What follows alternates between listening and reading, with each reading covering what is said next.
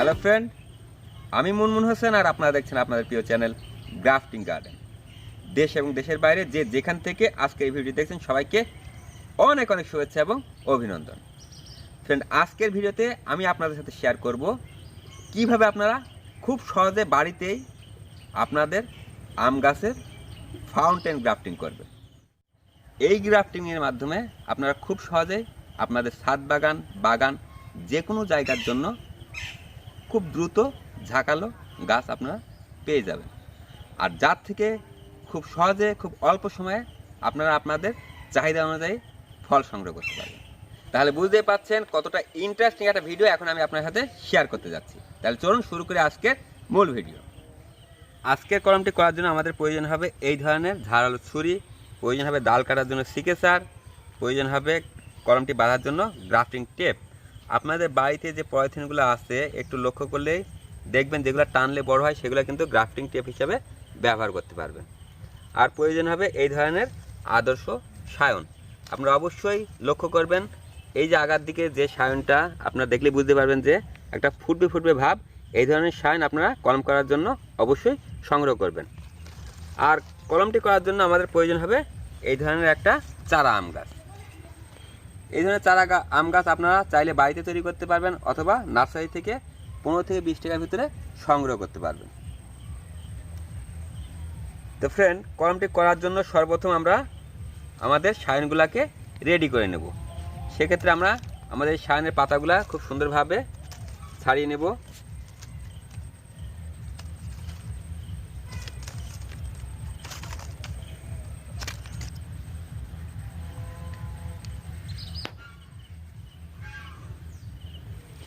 Friend, আপনারা দেখতে পাচ্ছেন যে আমরা সায়নের পাতাগুলো খুব সুন্দরভাবে ছাড়িয়ে নিয়েছি এবং একটা নির্দিষ্ট পরিমাণ রেখে বাকি অংশ আমরা কেটে বাদ দিয়েছি।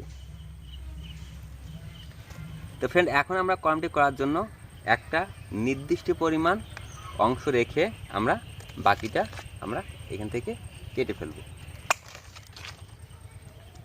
তো আম গাছের ফাউন্টেন গ্রাফটিংয়ের ক্ষেত্রে আমরা আমাদের এই রুট স্টকে আমরা একাধিক সায়ন সেট করব। তা আপনারা এই আম গাছের ফাউন্টেন গ্রাফটিং করার ক্ষেত্রে অবশ্যই আপনারা যে কোনো একটা প্রজাতির আম গাছের সায়ন দিয়ে সমস্ত গাছটা আপনারা কলম করবেন। তাহলে খুব দ্রুত সময়ে আপনারা এর থেকে খুব ঝাঁকালো একটা আম গাছ পাবেন এবং খুব তাড়াতাড়ি সময়ের ভিতরে আপনারা এর থেকে কাঙ্ক্ষিত ফল সংগ্রহ করতে পারবেন। তো ফ্রেন্ড, সর্বপ্রথম আমরা আমাদের গ্রাফটিংয়ের জায়গাটা আমরা হালকা পরিমাণ এইভাবে কেটে নেব।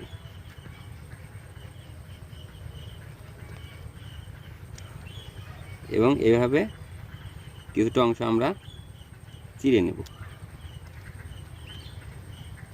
এবং এই মুখের থেকে হালকাভাবে আমরা একটু ছাড়িয়ে নেব।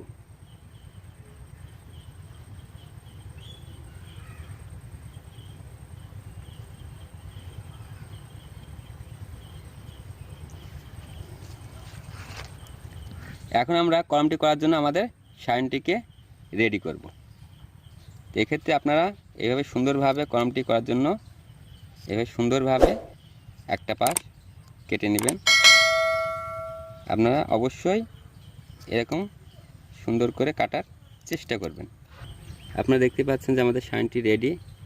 এখন আমরা সায়নটিকে সুন্দরভাবে আমাদের রুট স্টিকের সাথে সেট করব।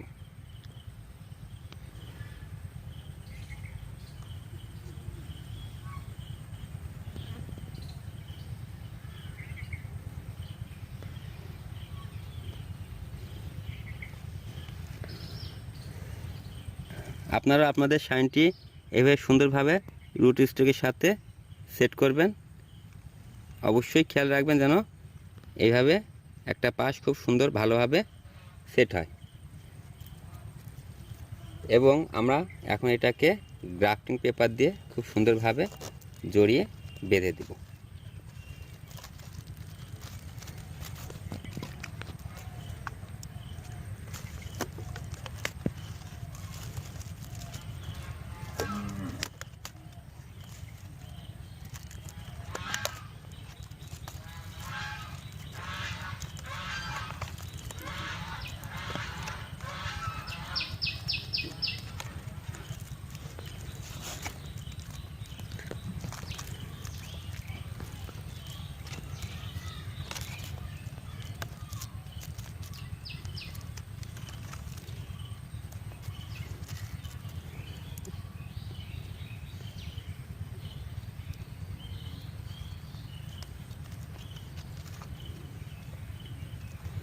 আপনারা ঠিক এভাবে সুন্দরভাবে আপনাদের সায়নটি কলমের সাথে গ্রাফটিং টেপ দিয়ে খুব ভালোভাবে জড়িয়ে বেঁধে দেবেন।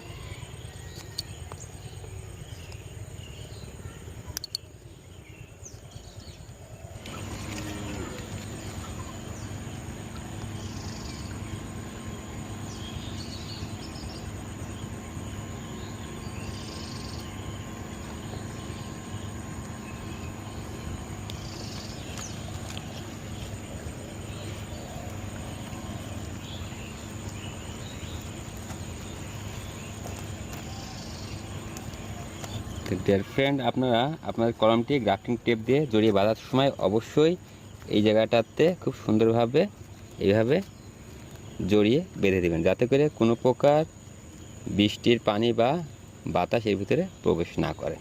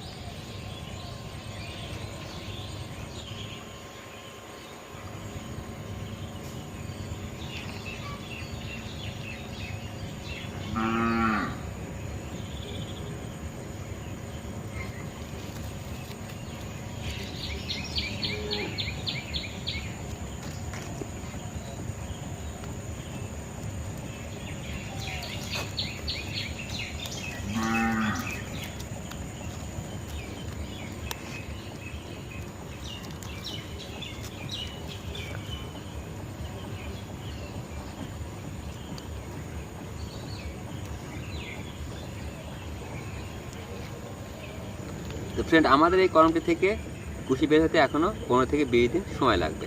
সে পর্যন্ত আমরা এটাকে হালকা ছায়াযুক্ত স্থানে রাখবো এবং প্রয়োজনে এতে পর্যাপ্ত পরিমাণে পানি দেব।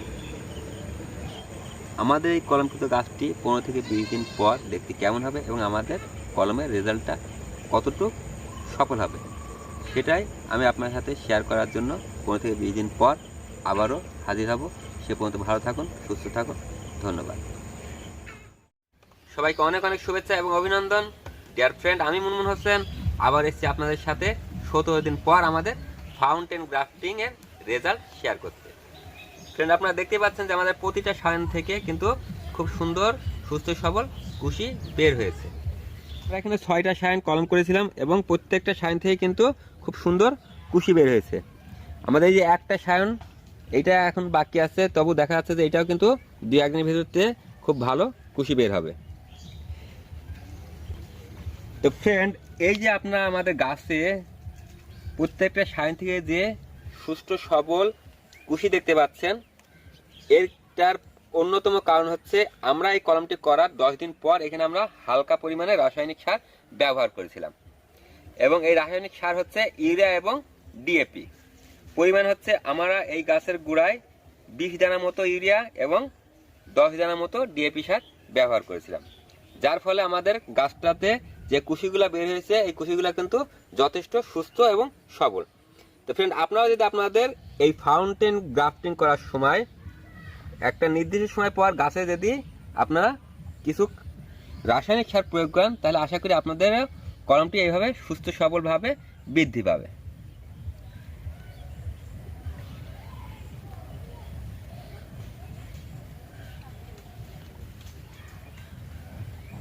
তো ফ্রেন্ড, আমাদের কলম থেকে যেহেতু কুশি বের হয়েছে, তো এখন আমাদের যে কাজটি করতে হবে সেটা হচ্ছে আমাদের এই যে গাছে যে পুরাতন পাতাগুলো আছে এগুলো আমরা এখন ছেটে দেব।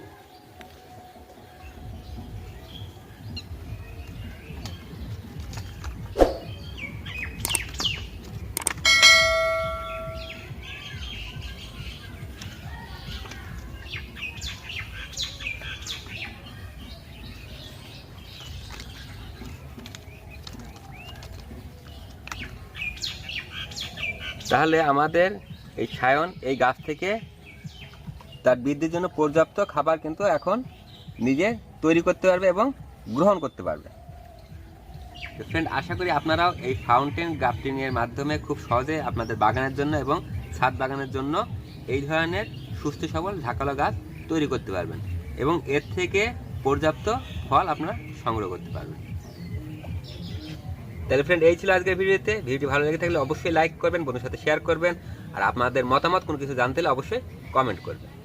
আর যারা আমার চ্যানেলটা এখনো সাবস্ক্রাইব করেননি অবশ্যই সাবস্ক্রাইব করবেন। আবারও দেখা হয় পরবর্তী ভিডিওতে।